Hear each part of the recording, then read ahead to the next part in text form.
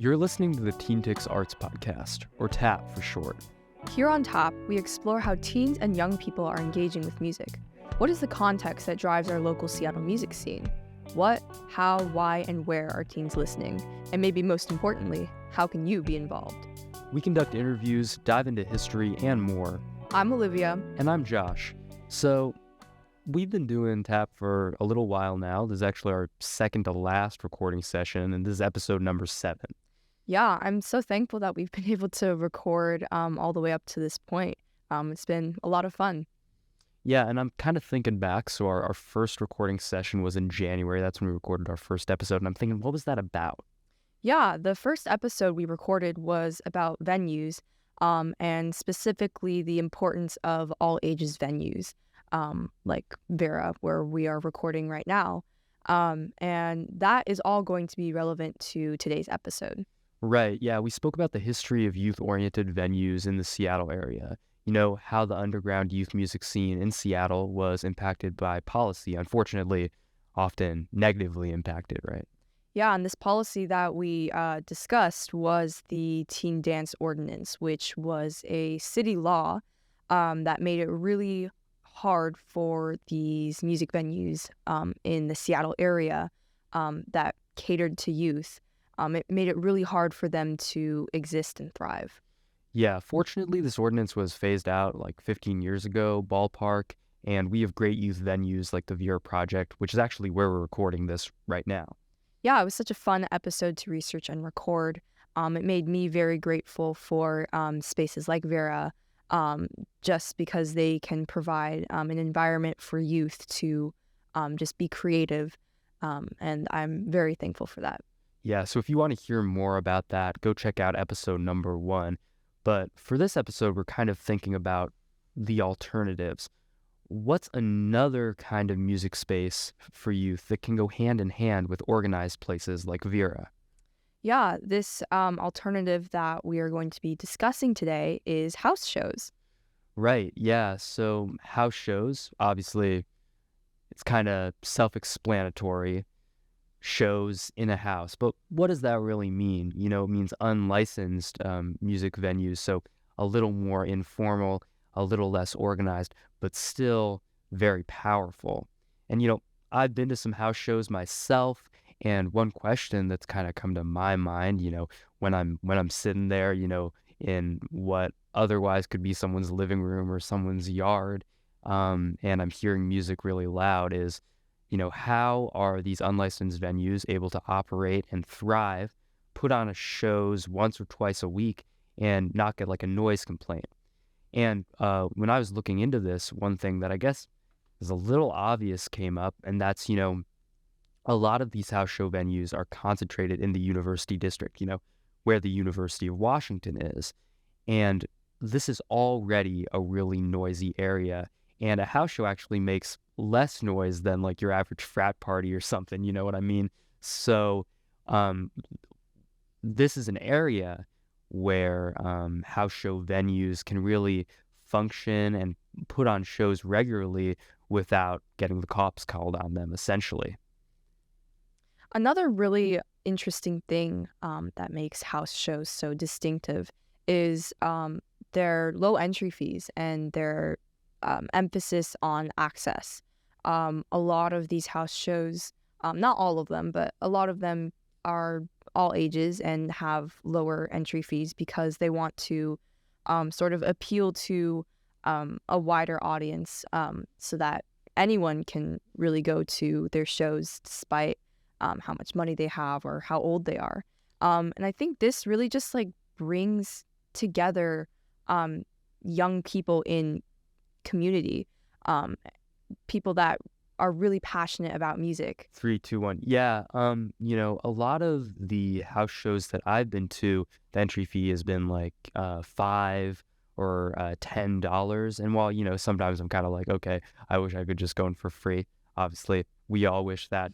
That's a lot less than like pretty much any other concert would be. And some of these bands are playing, you know, even if they don't have recorded music out, some of these artists, it's really good stuff. These are really good musicians often, really great bands, And so it's a bargain, and you feel a really immediate kind of sense of community in these house shows because whether or not people know the band members, which they often do, whether or not people are really engaged in the music community, people are just there to have fun and enjoy the music. So what are some of these venues, these house show venues, mostly in the university district, that are popular, that put on shows regularly? Yeah, so some of these venues, you got Martha's Vineyard, which is not the affluent summer colony in Massachusetts. It's a house, in kind of the southwest part of the U District. Evil House, Pink Castle, and then there's this church, which uh, blanking on the name of the church, but it's a brick church, kind of central U District. That in the basements of that, there's a lot of house shows. So kind of funny, it's an actual church. And I've actually been to a show there. I was seeing a band that some of my friends are in, Sleepy Cat. And it's just, people, if the music's good, you can make it work anywhere. Even a church's basement, people really get into it and put on some interesting lighting. Someone was making like donuts behind the thing and selling them. So yeah. I think what's also interesting about house shows is how some artists really like got their starts there, but also like found success in the mainstream, despite house shows being sort of like a underground type of thing, which isn't really a mainstream like venue. But there have been some artists that have started there and have eventually just became really influential and big and successful. And that's always just been a topic of interest for me, at least. So yeah. That's great. Yeah, some of these artists that kind of come to mind. I mean, you were doing a little research, but like Minor Threat, which I feel like when we think about like DIY music and kind of every stage, Ian from Minor Threat, he came up in our first episode about venues. They've just really been very active at every turn, and they got their start playing house shows as well. What are some other examples of artists that got their start that way? Yeah, if you're going to sort of the, punk, rock, DIY type of vibe, another band that sort of found their start with house shows was Green River, which eventually evolved into Mudhoney, which was one of the first original grunge bands here in Seattle. And it's actually kind of funny. I was watching an interview last night with Mark Arm. He's the sort of frontman for Mudhoney. He actually graduated from my high school, Really? which is really cool. They have pictures of all the graduates on the walls at school, and I pass by his every day to sixth period, so I just look at him and I'm like, wow. But also, that's a really interesting point too. Knowing the type of music that Mudhoney plays, which is very, loud, abrasive, and rebellious, and then contrasting that with my private school, it's like, how did that even happen? And I think that sort of happened because they were able to unleash this just raw energy that they couldn't really do at school. They just sort of were able to channel that into their music and then into their live performances in basements and other people's homes. And I think especially here in Seattle and sort of the grunge scene, that sort of house show DIY quality was so important to the music, and somehow that was able to morph into this huge cultural phenomenon that grunge was, and really had a lasting impact on music. Absolutely. And I think house shows are one area that when we talk about punk, we think about, punk as a style, like Minor Threat, like Captain Jazz, another band that got their start that way. But we also think about punk as an ethos, right? For And sure. house shows have been a thing for years and years where people from kind of all walks of life and people of kind of all different genres have been able to kind of get together and share in kind of a love of music. So, I mean, I know that hip hop has a history in house shows. Could you talk a little more about that? Yeah, for sure. I think hip hop is pretty punk as well, as you were saying with the whole ethos. It's very rebellious at times, and they just want to make music and they want to be heard. And it's sort of the godfather of hip hop was DJ Kool Herc, and he actually kind of like invented the whole hip hop genre at a house show. His sister wanted money to buy clothes for school or whatever, and he was like, okay, well, I guess I can just play a show at our apartment and make some quick money. And that's how he was able to perform for his friends and just all sorts of people that were just looking to have a good time while also making money. But he would have his turntables and create breaks in the music, and that's how hip hop and break dancing was created. And the invention of hip hop is a completely different topic, and there's a lot more to it than that. But it's also just really interesting how a whole genre was able to just be birthed from a small show at someone's apartment.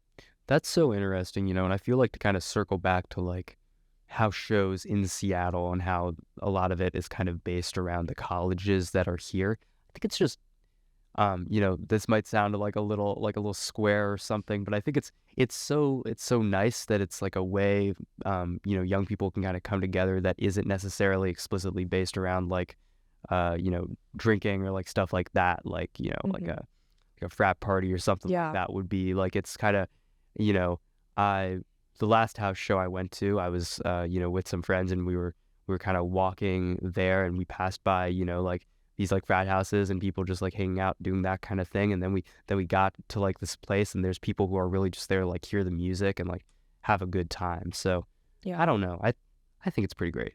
Yeah, I think what's so inspiring about these artists that we just discussed was they got their start playing house shows, and they had humble beginnings really, and that authenticity really just shines through, and has inspired so many young people to go make music of their own, especially with Mark Arm from Mudhoney. We just talked about like the fact that he went to my high school and went on to sort of help create this whole new genre of rock music. It's just like, wow, the personal connection is really there, and constantly inspires me and inspires so many other young people out there. It's like, hey, you can go make music of your own. You don't need to book these huge venues. You can just get your start playing in someone's apartment or someone's basement, and if the music is good, like you said, you can make it work. Right. And accessibility has really been a feature throughout all of this, kind of going both ways. As you mentioned, accessibility from the artist side, getting to do a live performance and get exposure easily, but also just getting to see music, and Minor Threat obviously eventually kind of morphed into Fugazi, kind of merging with Rites of Spring. And they advocated for $5 shows from the start, both at house shows and at kind of more Vera type spaces. So I think that's really interesting.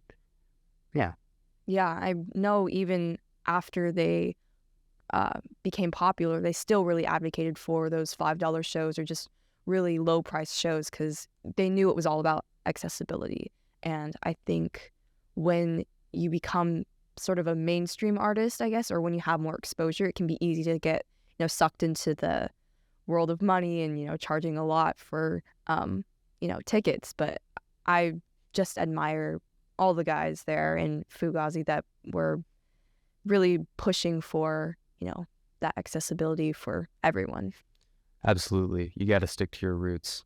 What have you been listening to lately? What have I been listening to lately? Well, I am very ready for summer. So I'm trying to listen to more music that matches like that summer carefree vibe. I'm ready to just have the greatest summer ever. Soundtracked by some really great music. So an album that has been doing it for me has been Dirty Computer by Janelle Monáe. It's just so funk inspired and just makes me really feel good. I can't really like explain it more in depth. It just makes me feel good. It makes me ready for summer. And she's such a talented artist. So multi-talented. I know, yeah. Singer, actress, everything. So yeah, just really looking for stuff to give me that, high energy boost. And another song that's been doing it for me is Hacker by Death Grips. Talk about energy boost. I know, yeah, just so in your face. And whenever I listen to it, I'm just like, I need to get out of school. I'm just like ready to run out the last day. Yeah. But what about you? That Mark arm unleashing energy from Bellevue or whatever. Yeah. Yeah, I mean, well, I guess I kind of got a little story about one of the things I've been listening to, which is a couple weeks ago, a friend of mine just texted me and one other friend and was like, "Do you guys want to get together and play some music at this like middle-aged woman's birthday party?" And the answer, of course, yeah, Of yeah, course. like why not? So, these two friends, much more like jazz oriented than me. I always like really appreciate jazz, but I feel like if I'm choosing between like jazz and Blade, like Blade, Of course, yes, Blade. but I mean, maybe Blade is jazz in form. Definitely he sticks to the punk ethos. I Yeah. think. But anyways, so we were kind of think let's play some standards and somehow make that last 2 hours, and we did last night, and it was great. But one of those standards that we played is called Polka Dots and Moonbeams. It's a classic. And kind of when I was familiarizing myself with this, there's lots of instrumental versions, but there are lyrics. There is a vocal melody. And I was kind of looking at these different versions because for me, when I'm playing something, it's useful to connect it to lyrics. And I found that John Denver actually had a version Wow. of this jazz standard. And so I've been listening to that, and it's very kind of sweet and easy listening, but very nice. Another one is, we're right by, KEXP's kind of offices and home base essentially. And the other day I was listening, and I think it was the hour where it's their usual country show, but the guy who usually does their country show, I think it's Don Slack, he's out sick or something, and so one of their punk DJs was actually filling in. He's playing this Portland band. I think the record was like 1984 is when it came out. Mm-hmm. And they're guys from punk bands, but they formed this country band called the Western Front, and they have a song called Oregon. There's like basically making the case that Oregon is like more country than like Texas, and it was awesome. Yeah, so I've just been that kind of eclectic stuff. Yeah. No, it's funny you bring up Blade. I've been listening to him a lot too, and just ready for summer. God, I can't wait just to not have to deal with school anymore. But yeah, you can check out our playlist for this month in the description. Yeah, as Blade says, every day is Halloween. I'm just working in my sleep or something. It's I love Blade. sorry to our listeners for our unapologetic draining. Anyways, that's a wrap for this month's tap. The music you're hearing is Periwinkle by Totem Star artist Aliana Gray. We want to thank Grant Vu for editing this episode and all our episodes. We also want to thank the Vera Project for welcoming us into their space, and to Ground Zero Radio for their support in the production of this podcast. Finally, huge thank yous to our off-mic teammates Xandra and Triona, and all the other folks at TeenTix whose work makes this episode possible. You've been listening to the TeenTix Arts Podcast, uplifting youth voices and artists in the local music scene through access to education and critical discussion.